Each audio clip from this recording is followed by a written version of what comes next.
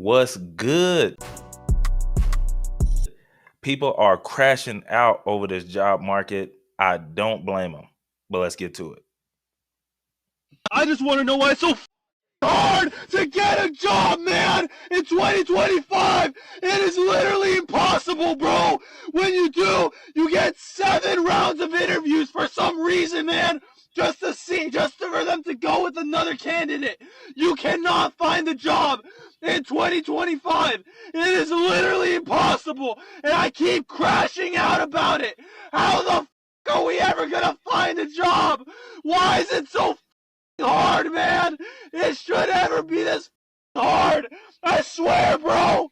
Just lost access to everything. So I agree with him. Okay, on some respects, it is tough, and it shouldn't be this tough as it is right now. The only problem I do have is the way he's going about it. Like that is not that's not how you do it, man. I'm not saying you don't need a safe space like, your homies, or maybe I think he needs his father or a father figure to come in and really help him navigate this. Maybe they don't know it to the extent of that, but I can tell you this: there's definitely men that he's come across, or men in his life that have experienced a layoff. I know for me, growing up, I literally saw every single man that was in my life, that was older than me, that had some sort of influence. I watched every last one of them experience a layoff, and what it did in me is it flipped a switch that it literally showed me like, yo, you're going to have something else going on outside of the job, or this is going to happen to you. I don't know if to be honest, I probably shouldn't have been thinking like that as young as I was, but it definitely showed me. And these were men; these weren't lazy dudes. These weren't men who, like, these were hardworking men with families. And I literally watched them, not obviously at the same time, but throughout the years. And it was just a pattern. I'm like, man, it seemed like they all get laid off at some point. And so yeah, it just sparked something in me. Now I said that to say what I just said earlier. For him, like, he needs someone in his corner that he can go and talk to and not crash out online like this, because this is not going to help, right? Like, you're going to get people I don't know, they're going to be coming for him for sure at the way he's crashing out, but it shouldn't be like that. But this market, it will make that happen for you, right? Like, literally everybody is experiencing some crazy stuff in this market. Y'all know, it was tech and just tech. Now it's like healthcare. Now it's, Starbucks. It's a lot of places out here that are having major layoffs, right? And healthcare, and people they don't know what to do, and so they're only resorting to crashing out. And there are other people who are handling it different ways, but this is not the most productive way to get it done. Now I will say this as well: I did agree with him on the 7 interviews. Y'all know that they're going crazy with the rounds of interviews, and ultimately, just like you as the individual are wanting to make sure you go into a good work environment, these companies are really, really picky right now and making sure that they're getting the best person um, for their environment, right? Are you a culture fit for them? And so they're going throughout the ranks. Now, I'm not saying it's right. It shouldn't take 7 people for you to say yes or no. Okay. Like, something got to give. But uh, ultimately, that's where we are right now. When you have this many talented people in the talent pool and only a certain amount of jobs that you got to give out, you got to make sure that you're getting the right person, not somebody that's going to come in and then leave in a month and a half or whatever the case may be. You want people there with you for the long haul. And I think a lot of people are only thinking about it from their side and not the business side. You got to remember, this is still a business. Let's keep going. Just lost access to everything. Well, I was talking to my old coworker about someone else who was impacted by the layoff, so it's just tough out there. But yeah, it's surreal. The golden handcuffs are gone. gone. The time is 1:16. Man. So she was basically talking to one of her coworkers about somebody else who just got laid off, and then she lost access in the middle of the conversation. Like, that's how ruthless it is right now. Like, they not even playing. They listening in on the calls like, yo, did she just mention make her next? And then they kicked her out of that thing. But no, seriously, y'all, it's crazy out here. Just when you thinking it's safe, it ain't safe, and you should not take it lightly. Like, just take these as warnings and warning signals of, hey, this could happen to me. All right, so we're thinking positive, like, hey, we're not expecting it, but we're making sure we have things in order in case it does happen. But there was one thing that she did say there, and she talked about the golden handcuffs. If you don't know what that is, man, you should definitely look into it. It's a real thing, right? Like, you are probably in a space, or you're making a certain amount of money, and you're afraid to leave, but you know you might need to, or you may want to do something else, but because of what you're getting here, it's hard to leave. And I remember having a conversation with a guy. We were a good friend of mine. We were eating lunch, and I think we were in Virginia or Maryland, somewhere in there. But we were eating lunch at this spot, and he mentioned it. Right? I mean, this guy, he's making goo gobs of money a year, like 500,000. Okay, like $500,000 a year, plus. I'll just leave it there, right? But and he was just sharing with me, like, Trey, before you get to this level, uh, count up the costs, right? Like, make sure you have something going on outside of this, which he does. But he was just saying how even though he has all this stuff going on outside the job, it's still hard to leave that money, and that's where those golden handcuffs come in. Now, for her, they took them off for her, but I mean, ultimately, this happens a lot, and so we just want to make sure that we're building outside the job while we're on the job. It's one of those things where your job is your first investor. So, I'm not the guy that's going to tell you, like, hey, forget jobs. You need to own your own stuff. Like, no, own your own stuff and be on the job. Like, there's nothing wrong with that. And it can help you in the long run, right? Your job is your first investor. Like, it's going to teach you how to run the business. It's going to teach you what to do, right? All these things you can learn. Like, I remember there was a job I worked. I learned how to make SOPs and job aids. Like, that wasn't even my job role, but because we needed somebody in that spot, I learned how to do that. And now, I can build out processes and things that I wouldn't have known that you needed to be that detailed, or, et cetera, if I hadn't have done that role. So embrace working on a job, but if you're already on one, stay on there as long as you can. Like, this is not the time to be moving around and trying different stuff. Take it at your own risk, I guess. I'll say it like 10 that. a.m. and I simply just had to come straight to a video so I don't crash out. My friend, who is my don't crash out person, is asleep right now, so I just simply got to make this video. This job market is absurd. I applied and interviewed for a job in December. January 14th, the manager called me and gave me a verbal offer. Okay, she said, you're going to start by February 1st, but we don't have the official date yet, but it's before February 1st. Cool. I follow up, you feel me, after a bit. It's been a week, hadn't heard nothing, whatever, didn't get nothing. So then I got an out of office message, and there was a person in her out of office message. I looked that person up on LinkedIn. It appears they're the director of talent acquisition, which is this person's boss, the recruiter's boss. So I messaged him and said, hey, I've been talking to such and such. I got a verbal offer on the 14th. She told me I was supposed to start. Haven't heard from her. Can you help me out? This person basically says, I'm not aware of any offer. I don't know nothing about what you're talking about, but I'll let you know.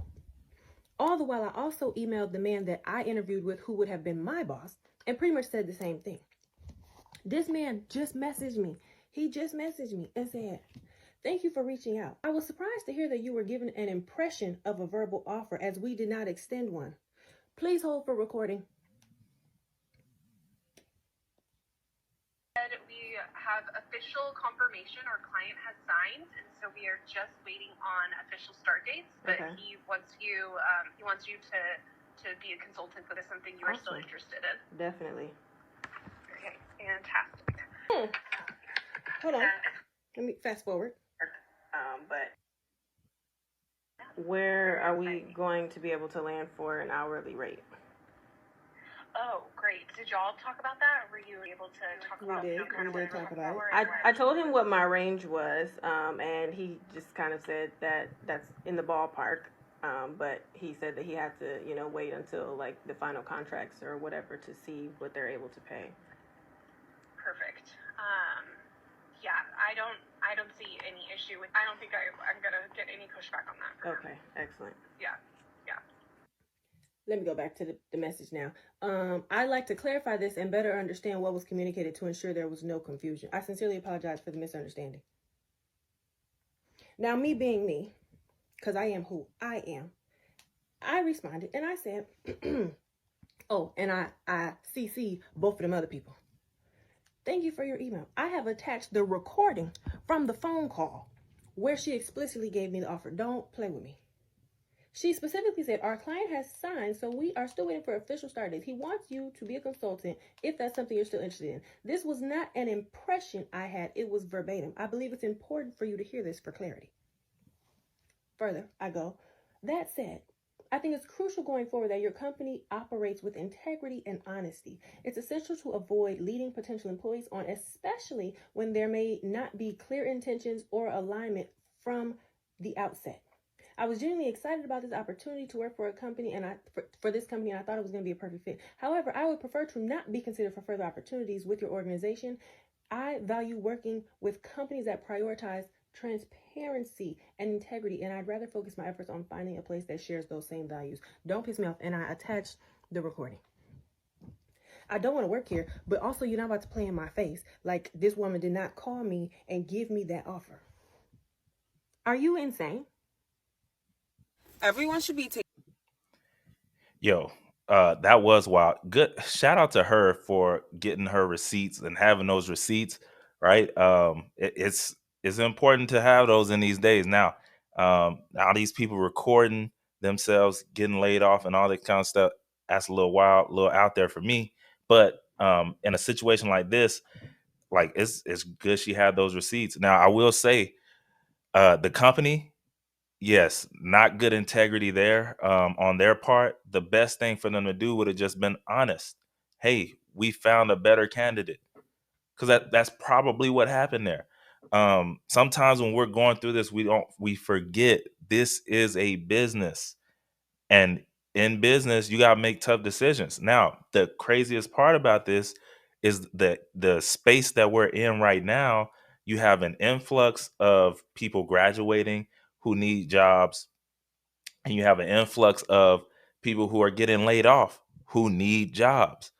So if you don't have the same experience or more than somebody else who is coming for that same role, they could snipe you at the very end. Like, you can be going through and thinking you got it, and then somebody pop up like, yo, I'm him or I'm her, and I got the credentials. They're going to make a business decision, is what they call that. Now, again, that company definitely should have been rolling with integrity, and they should have just let her know and been straight up with her, about whatever the deal was. Don't lie, because you can't get caught up like this. It's not, that's like, should never lie. But unfortunately, yeah, stuff like this is happening all the time now, because there is a huge influx of highly prepared people that have a great deal of experience. They're entering the workforce, and yeah, I mean, if you can't match them, then you just can't. It is what it is. We just got to be able to deal with that and keep pushing This forward. job market as a sign to just go to school for what you want to do. Engineers can't find jobs, data scientists can't find jobs, even new grad nurses can't find jobs. As someone who actually agreed and followed the policy, go to school for something that's actually going to make you money, and here I am making no money, about to finish my second degree, still making no money. I can't even pivot to another job because no one's hiring. Jobs are requiring you to have 10 years of experience and be okay with $50K a year. So Everyone should just do what they want because, as you can see, what Lauryn Hill said, nothing even matters at all, literally. It is. Yeah, I don't know about doing what you want. At this point, we got to do what we can and do what makes sense. Doing what you want will get you under a bridge, something like, you know what I mean? Like, doing what you want is going to get you in a degree that you can't find anything for sure. Like, at least, like she said, she tried to do it in the most responsible way, right? Like, hey, I'm not going to get a degree that's not going to get me anywhere, or like some art or whatever, any of those degrees that y'all know that, hey, you not getting a job with that. She didn't do that. She got something that she's like, hey, this is supposed to get me a good paying job. Um, and it didn't. It failed her.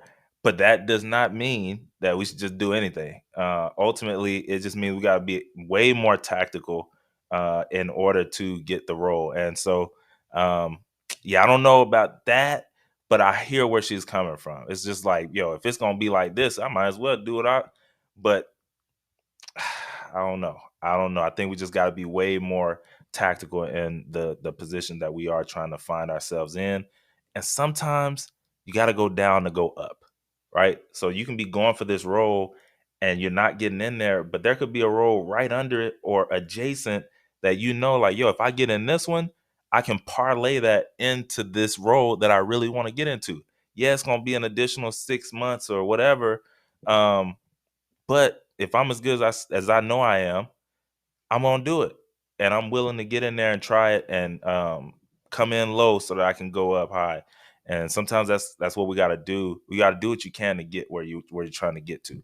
Anyways, y'all know, definitely try and make sure these videos are as impactful as they can be. So here's one more that is going to give us some tips or something that we can do to help us, because that's ultimately what this is about. This is not about making fun of people. It's not about laughing at people's pain. This is about seeing what we can learn from this stuff that's going on right now and how we can move accordingly, right? That's what it's all about. So anyways, Currently let's taking see. the average job seeker in America 22.6 weeks to find a job. That's over 5 months. This is important to know because if you are job searching and you feel like you're hitting a wall, it's maybe not just you. Forbes put this article out about the state of the white-collar job market. Here are some of the key insights. So despite the fact that in September we saw about 254,000 new jobs posted, there has been a steady decline in the amount of jobs that are available. Jobs in construction, healthcare, government, food services, those are trending upward, which is great news. If you are searching for a more white-collar position, things are getting more competitive. Hiring is becoming more complex. Jobs are requiring multiple rounds of interviews, rigorous assessments. We're also seeing remote jobs slowly declining. In 2022, they were kind of at their peak, and job postings with remote and hybrid options are slowly decreasing. Part of that is due to Amazon's recent mandate to have their employees come back to the office full time. Big tech often influences the rest of corporate America. We're seeing a lot more offices want people back in person. If you are applying to remote jobs, the competition will be even higher. While there have been a lot of layoffs in the tech world, more specialized tech professionals are still in high demand. And professionals with even basic AI skills are very appealing at the moment. So if you're looking for a way to upskill and to learn something new in this time that you are searching, AI skills should be at the top of your list. And there is some good news here. The US job market has demonstrated remarkable resilience. September's hiring figures surpassed expectations. Have heart and make sure that your application is as strong as possible, even if that means customizing your materials every single time. And when you apply for a position, when you interview for a position, follow up, send a thank you note, ask if there's anything else that you can provide, show interest. You need to stand out in this job market. These are the things that do that. Definitely agree with her. Like, yo, in times like this, you gotta do the different things that's going to make a difference. That's gonna help you really stand up and out, right? And so sometimes that means when you know nobody else is making a video, I'm making a video and I'm sending it to all your professional stuff. I don't even care. Right, the whole team. Yo, did y'all see this person's video? Like, you got to do those different things that are going to help you stand out. And here's the thing, you're not going to want to do it. And guess what? Somebody like me is going to come in and they're going to do it. And I'm going to get that next round interview, or I'm going to get the job offer. And you're still going to be sitting here trying to find another spot because you're not willing to do the things that, like, you have to go above and beyond if you really want to thrive in this market that we're in right now. It just is what it is. So hopefully there was something in there. Also, that's the state of white collar right now. It is what it is. Y'all know blue collar, it's always recession proof. If you're interested in a construction job or something more blue collar, check out the link in the description below. It's the fastest way to get in the blue collar industry, to get to your apprenticeship, to start making that money so that you can have a recession proof skill so that you don't have to deal with what's going on in